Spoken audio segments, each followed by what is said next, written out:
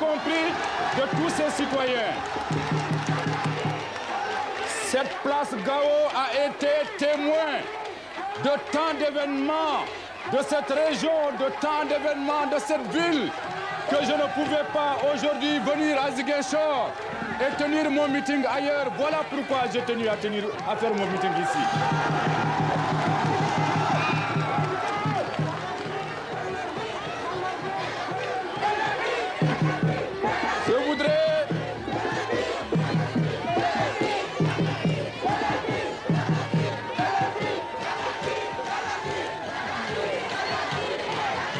Je voudrais ici, aujourd'hui, prendre l'engagement devant vous, devant les populations de Ziguinchor, devant les populations de cette belle région de la Casamance, que si j'étais élu le 21 février 1993, je consoliderai l'unité nationale, je ferai en sorte que tous les enfants de notre pays puissent vivre dans l'harmonie. mbokk yi dama ne su ngeen ma falee le 21 février 1993 dinaa nekk puso bi ñaw diggante yi ci réew mi dinaa ñëw diggante diwaan yi diggante xeet yi diggante kàllaama yi dama ne Sénégal dina nekk réew jàmm ak salaam. Je vous invite avec moi à construire la paix. Aujourd'hui, le Diola est le frère du Serer, le Serer est le frère du Manding, le Manding est le frère du Soninké, le Soninké est le frère du Pulaar, le Pulaar est le frère du Bambara, le Bambara est le frère du Manjak.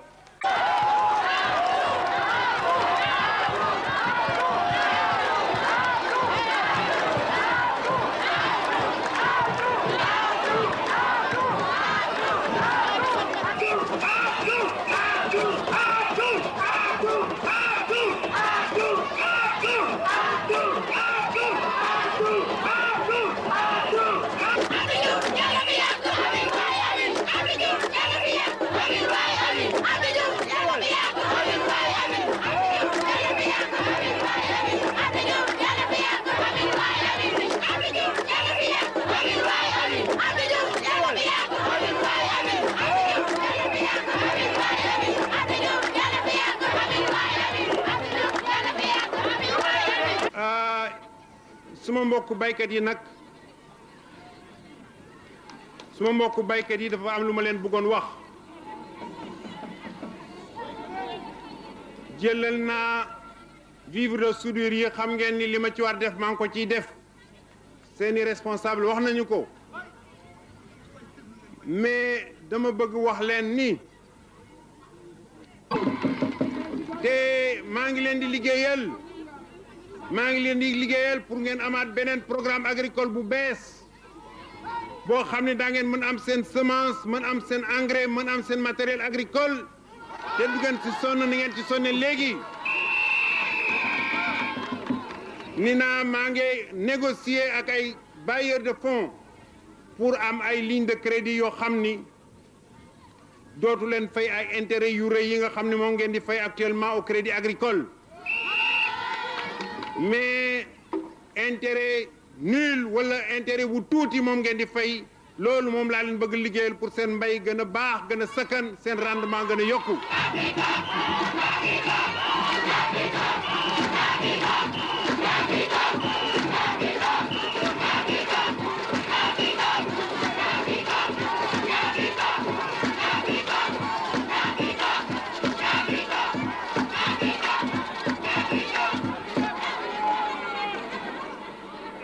ndax su ñëpp defee ni ngeen def tey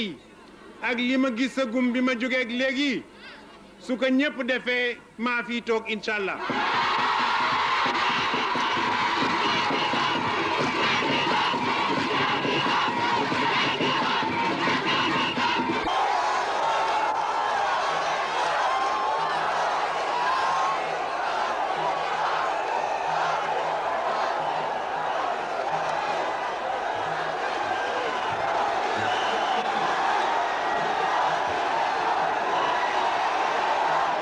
mbokku Saloum mbokku Kaolack et yéen dama leen fekk fii indiwuma leen fii ku nekk ci yéen moo fi ñëwal boppam tey man duma dem di def meeting di yóbbu ay nit ñu jiituma fa pour di ma tàccu parce que ça c'est du cinéma et moi je ne fais pas de cinéma, je fais une campagne électorale. Mais bala may sore man laaj leen li nga xam ni moom laay laaj fu ma dem Abdou Diouf nee na ngeen may ko juróom-ñaari at ñu ngeen ci xam.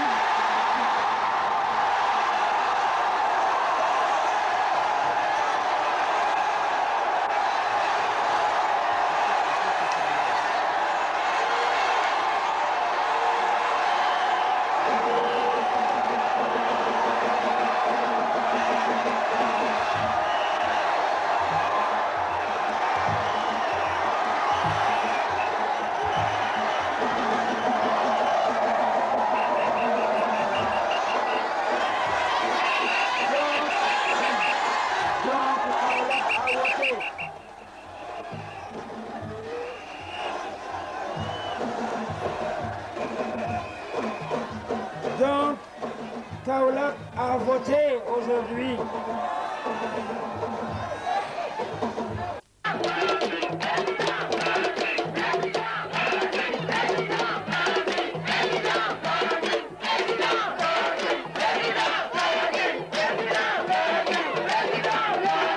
dafa am lu ñu bëgg a def ci mbiru jigéen yi dafa am lu ñu bëgg a def ci mbiru jigéen yi bëgg nañ leen jàppale ci bépp fànn jigéen il faut nga jàppale ko ci wérgu yaram moom ak doomam jàppale ko ci lu ñuy wax santé reproductive ndax loolu lu soxal jigéen yi la wala suñ ko defee jigéenu Sénégal yi dinañ tekki jigéenu Sénégal yi dinañ mën a taxawaay bu mat ndax wóor nañu ni su suñ jigéen yi taxawee ànd ak ñun vraiment dara duñu jaaxal réew mi dina mën a taxaw liggéey buñ fi mën a liggéey dina mën a am te lépp dina mën a sotti nañu fexe tamit jigéen yi liggéey ànd ak ñun bokk ci ñuy folli Abdou Diouf bokk ci conférence nationale bu ñuy woote ak rassemblement bokk yaakaar ba nga xam ne ni suñu papa président Mamadou Dia ngi ci bokk ci ñu ko taxawal nañu fexe ba jigéen yi am fa sañ-sañ bu mat sëkk su ko jigéen yi amee defe naa ni conférence nationale bi dina taxaw te dinañ fa tëral ay sart dinañ fa tëral ay yoon yoo nga xam ne ni dina nekk avenir au Sénégal dina nekk intérêt Sénégal mbokk jigéen yi ñu ngi leen di yaakaar bu baax a baax ci élection yi di ñëw nañu fexe ba su élection yi jotee Abdou Diouf daanu nañ ko folli bu mu ñu rëcc comme que bëggul def bilan comme que bëggul wax dëkk bi fu xaalisu réew mi di jaar comme que bëggul nanguwul coopération internationale lu muy joxe ñu xam ko kon nañ ko folli le 21 février 1993. Vous avez fourni non seulement au Sénégal, mais à l'Afrique, tous ces leaders, ceux qui étaient les plus écoutés, ceux qui étaient les plus instruits, ceux qui étaient les plus responsables, ceux qui étaient les plus appréciés. Et regardez ce qu'on a fait de tant de gloire. Tant de gloire ont été effacés par 42 ans de règne ininterrompu du Parti socialiste. Par conséquent, c'est ici que mieux que partout ailleurs, vous êtes habilités à vous dresser contre le régime représenté par Abdou Diouf ainsi que par le Parti socialiste.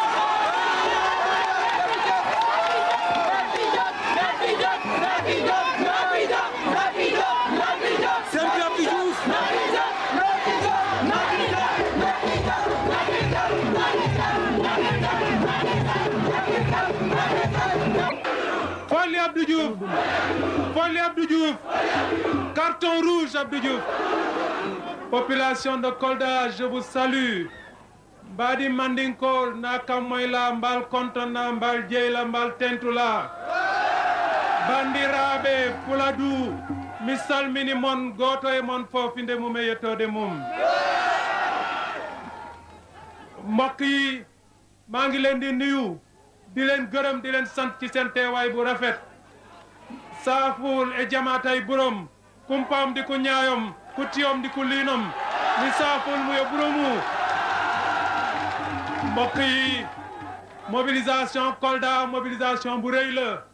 fii ci diggu Kolda ci diggu Fuladu nga xam ni mook Pakaaw ak Fooñi ak Casamance yëpp benn la ñu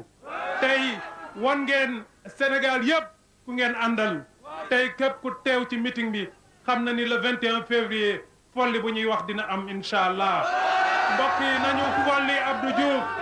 Abdou Diouf nee na du def bilan Abdou Diouf amul programme ku mënul def bilan te amul programme nag da ngay folli Abdou Diouf la ñu wax mbokki Sénégal li xew Kolda rëy na lu xew Kolda wane na ni Sénégal pare na lu xew Kolda wane na ni Sénégal dina folli nguuru Abdou Diouf lu xew Kolda wane na ni njabootu Sénégal wane na ni askanu Sénégal pare na taxaw na ngir yëkkati réew mi ngir jëmale ko kanam te dinañ ci ànd ak moom pour def ak ñoom te ci xeex boobu bëgg naa ci boole armée Sénégal dama ne armée Sénégal dafa war a nekk armée du développement armée Sénégal dafa war a ànd ak ñun liggéey Sénégal armée Sénégal am na ay officiers yoo nga xam ne ay cadre la ñu jàng nañu mën nañu liggéey am na ay bataillon de génie yu war a liggéey mën a liggéey waruñu jublu ci yàq waruñu jublu ci tuur deretu sénégalais dañu war a jublu ñun yëpp ànd liggéey taxaw ngir njëriñ Sénégal armée bi am. maa ngi leen di nuyu maa ngi leen di gërëm ci mobilisation bu rafet bi mbokki buur ak waa Sénégal yëpp ci commencement campagne électorale bi ñi bari dañu waar woon parce que candidature yi bari woon nañu te politiciens yi dañu tilimal baatu politique ci réew mi ndax wolof Njaay dafa ne ku lu ñuul rey sa maam boo gisee ndóbin daw ko. maa ngi nuyu d'abord Serigne Saliou Mbacké ak lu bokk ci famille yu Serigne Bamba may nuyu sama xarit Cheikh Rokhaya Fall xam naa yéen a bëgg a xam ci turu Cheikh Ndigal ci jàppale bi mu ma jàppale ma profité ci occasion bi ma nekk Mbacké pour xamal leen ni am na benn problème boo xam ni tumuranke na ci Sénégal muy ndox dégg ngeen li ma ci waxoon déjà ca Kaffrine ma yokk ci nii lii ngeen gis nii ay camion la yoo xam ni dafa am machine yu ci nekk camion yi da ngay dawal ba fu mu la neexee rek mu taxaw ñu daal di bittër ñi machine bi rëppeelu ci suuf daal di commencé gas teen mën naa gas forage mën naa gas loo bëgg teen ñaari fan mu gas teenu fanweeri mètre bu dee forage bu 300 mètres mën na ko gas ci lu toll ci juróom-ñetti fan bu dee mën naa gas ba egg 1000 mètres junniy mètre kii dossier la boo xam ni pare na incha allah bu ma taxawee rek oto yi dana ñëw Sénégal fu nit bëgg teen wala forage rek dana ko mën a am.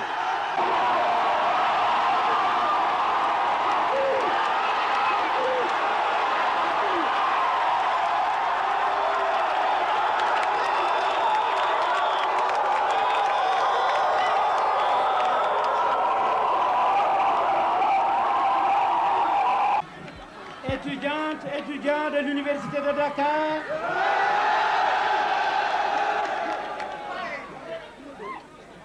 je peux dire que le professeur est revenu chez lui.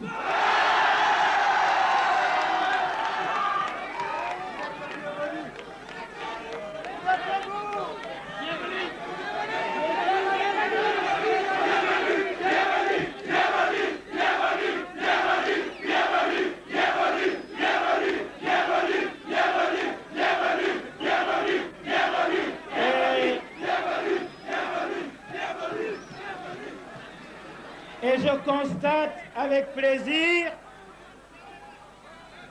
que la jeunesse sénégalaise, avec à sa tête les étudiantes et les étudiants, est une jeunesse saine et vibrante.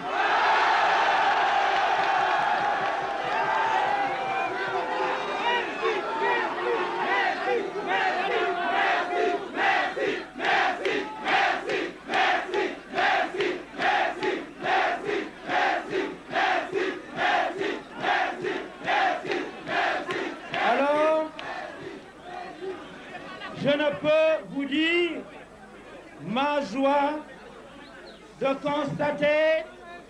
qu'après 18 années d'efforts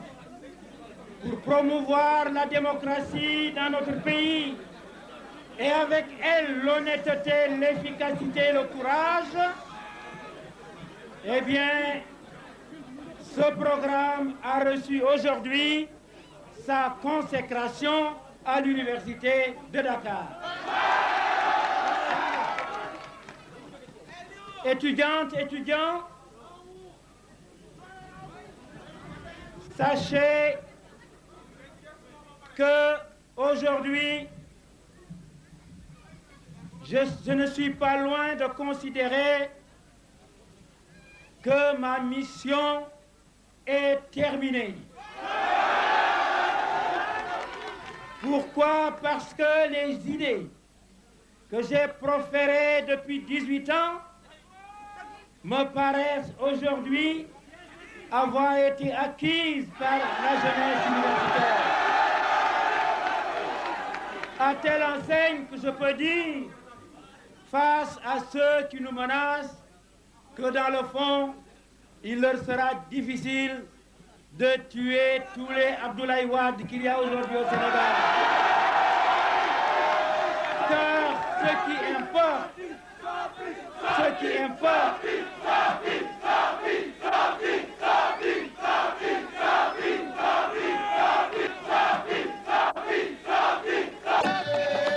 Assalamu alaikum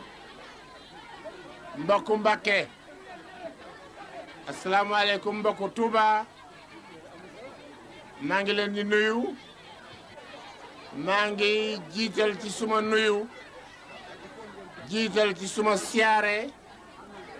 Serigne Saliou Mbacké khalife général des Mourides. li ma ci yokk nag mooy fàttali rek dafa am ay laaj yoo xam ne laajoon naa ko ñi nga xam ne ñoom dañuy wut réew mi laajoon naa leen ñu wax ci façon bu leer luy seen xalaat ci journée continue à l'école, ñu wax ci façon bu leer luy seen xalaat ci ñu tàbbal njàngaleem diine mi ci école bi. loolu laajoon naa leen ko te bëgg naa ñu tontu ci balaa campagne bay jeex. gannaaw loolu fi may ci li ma ci yokk mooy lii rek mooy Sonacos gii ak SAIB gii ñoom itam war nañoo wax lu ci seen xalaat. ñun dey d'accord ñu tey d'accord ñu ëllëg pour que ñu fermer Sonacos, d'accord ñu tey d'accord ñu ëllëg pour ñu fermer SAIB, d'accord ñu tey d'accord ñu ëllëg pour que ñu privatiser SONES ak Senelec. Folli Abdou Diouf, Folli Abdou Diouf. La Casamance depuis hier a battu Abdou Diouf à plate couture. Le 21 février 1993, Diouf devra accepter de perdre les élections présidentielles. Chers compatriotes, la crise casamançaise est devenue complexe à cause de la myopie du régime politique de Diouf. Incapable de comprendre qu'il n'y a pas de solution militaire à la question casamançaise. Depuis 1982, chers compatriotes, j'ai eu des contacts répétés avec le MFDC et notamment l'abbé Diamacoune. À travers ces contacts, j'ai expliqué le bien fondé des frustrations des Casamançais. Chers compatriotes, depuis 1982, j'ai expliqué aussi que notre époque n'est pas celle de la balkanisation, mais plutôt celle de l'unité sous-régionale et de l'unité régionale. Après les accords de Cachéou, j'ai participé à plusieurs réunions de fils de la Casamance. Je voudrais vous rassurer, ni l'armée ni personne n'arrêteront ceux qui voteront contre Diouf. Au contraire, le 21 février doit être pour nous tous le jour et l'heure de la vérité. Je vous remercie, chers compatriotes. Folli Abdou Diouf, Folli Abdou Diouf, Folli Abdou Diouf, Folli Abdou Diouf, Folli Abdou Diouf, Folli Abdou Diouf, Folli Abdou Diouf, folli ko, folli ko, daaneel ko, ka burka, ka boyni, ka eta.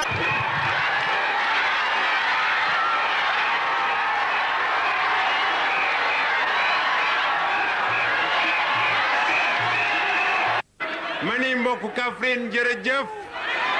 mani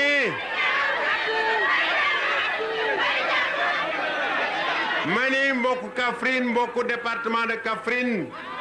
tey sas ngeen ma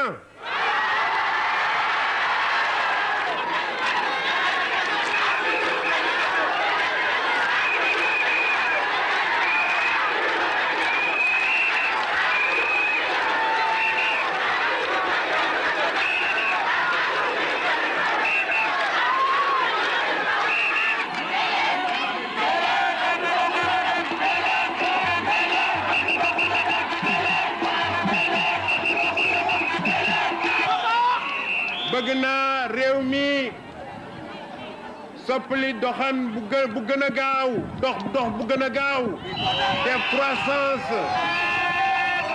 def croissance économique de 6%, 8%, 10% par an jusqu'à l'an 2000 ma ne loolu mooy véritable changement qualitatif. Ce ne sont pas les sopis-sapis qu'on entend à tort et à travers. Et je voudrais ici à Rufisque particulièrement rendre hommage aux femmes de mon pays pour leur engagement civique, pour leur jom, pour leur kersa, pour leur fayda, pour leur fulla. Et leur promettre que la politique de promotion féminine que j'ai initiée continuera.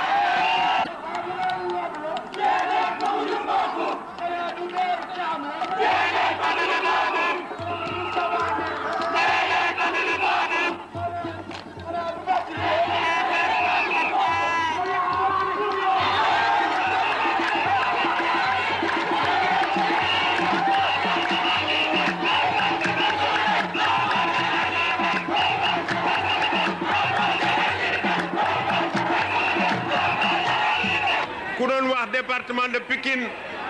àndul ak Abdou Diouf tey defe naa gën nga yéemu te jëm ca lamb ja di bàkku jóge ca lamb ja di bàkku ko gën.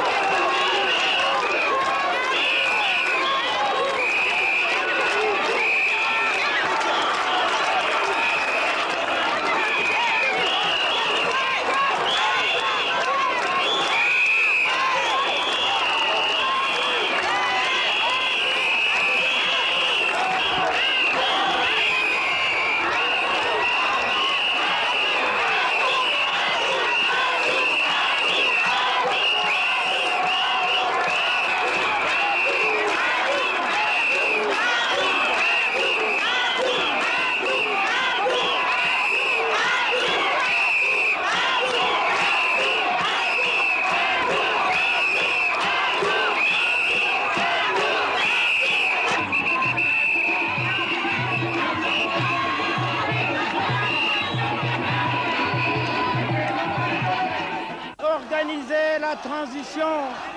dès la proclamation des résultats en attendant le transfert du pouvoir. Je voudrais dire qu'en matière de relations extérieures,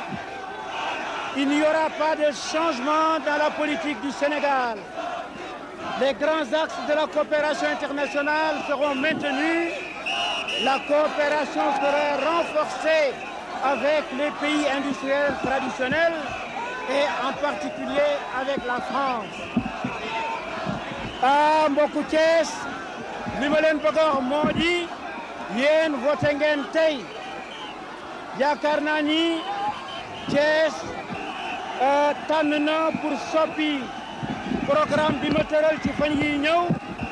dina nommer quelques responsables des personnalités pour ñu organiser le passage des pouvoirs entre le gouvernement Abdou Diouf et le gouvernement que je vais mettre en place. Je remercie nos amis les libéraux, notamment les représentants de l'internationale libérale que vous avez ici, ainsi que nos amis des grands pays qui ont tenu à m'envoyer des messages de soutien.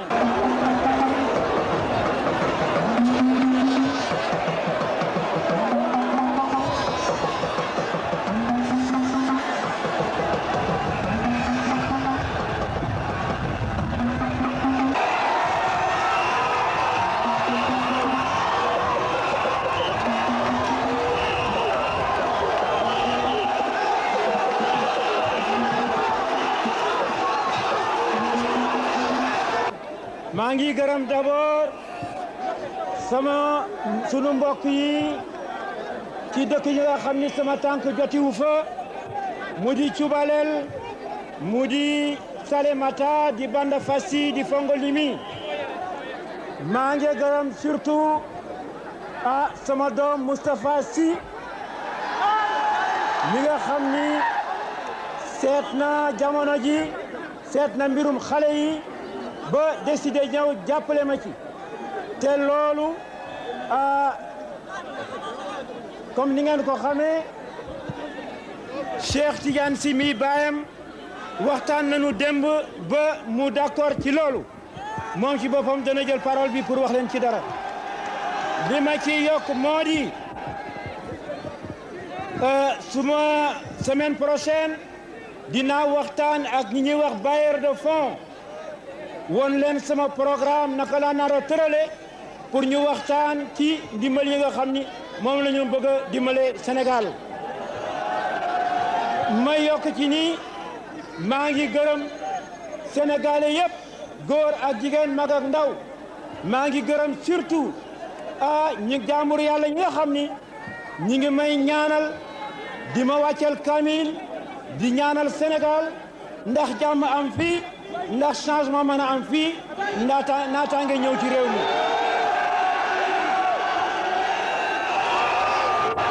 maa ngi gërëm aussi suñu mbokk yi nga xam ni ñoom la ñuy wax les amis du monde libéral ñu jóge tugal ñëw jàppale ma pour xam ni ñi ngi ci sama wet politique bu ma doxal rek danañu ma ci jàppale may gërëm waa Sénégal yëpp bàyyuma kenn plus particulièrement la jeunesse xale yi nañu xam ni li ñuy def yëpp pour ñoom la pour seen àddina mën a neex pour ñu liggéey réew mi ñu jàng-jàng bu baax ñu am liggéey ñu defar Sénégal ndax kat li ma booleeg Moustapha Sy mi ba nu waxtaanee moo di gis nañu ni du xaalis moo nuy tax a wax du daraja moo nuy tax a wax du leneen moo nuy tax a wax du gis moom moo nuy tax a wax li nuy tax a wax moo di simplement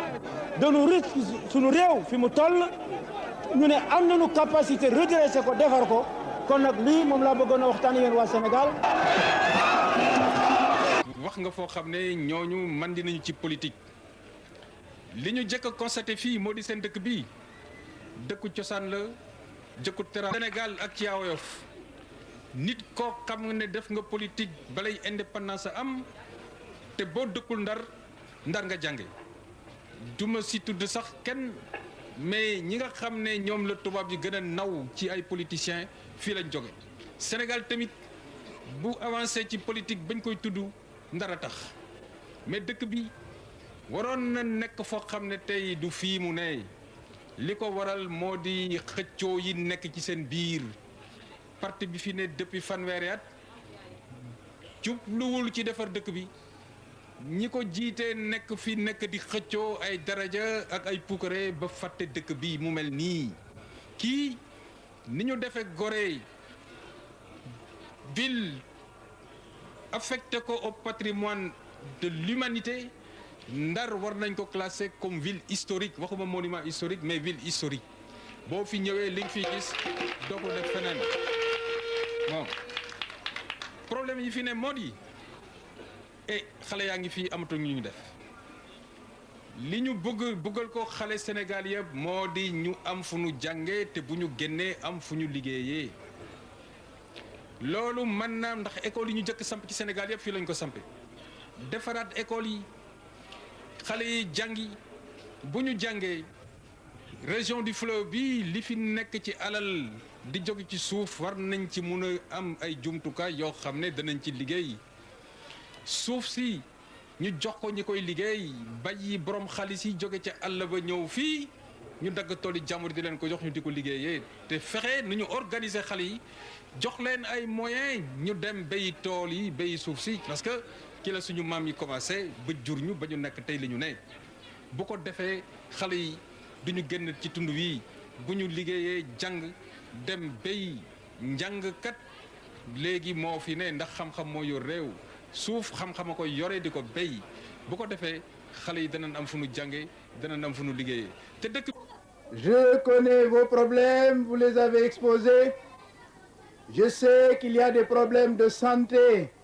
Un dispensaire fermé depuis 3 mois. Des problèmes de scolarité, des problèmes de gestion des communautés rurales, des problèmes d'outils de travail. Tout cela a une solution. Tout cela peut être réglé par le changement. Le changement dans la démocratie pour le développement. Voilà pourquoi je vous dis ici à Nemataba que le 21 février 1993, si vous choisissez la voie du changement, ce qui va se passer, c'est que la démocratie va fonctionner pour le développement. D'abord, le RND vous dit que le mandat présidentiel va être réduit de 7 à 5 ans. Ensuite, que les régions vont être réorganisées de manière que la régionalisation soit démocratique. Ensuite, que les municipalités, les communautés rurales vont fonctionner démocratiquement. Cela signifie qu'à l'intérieur du conseil rural, à l'intérieur de la municipalité, à l'intérieur du conseil municipal, je veux dire, à l'intérieur du conseil rural, ce qui va être organisé, ce seront des commissions qui contrôleront l'exécution des décisions de ces instances-là.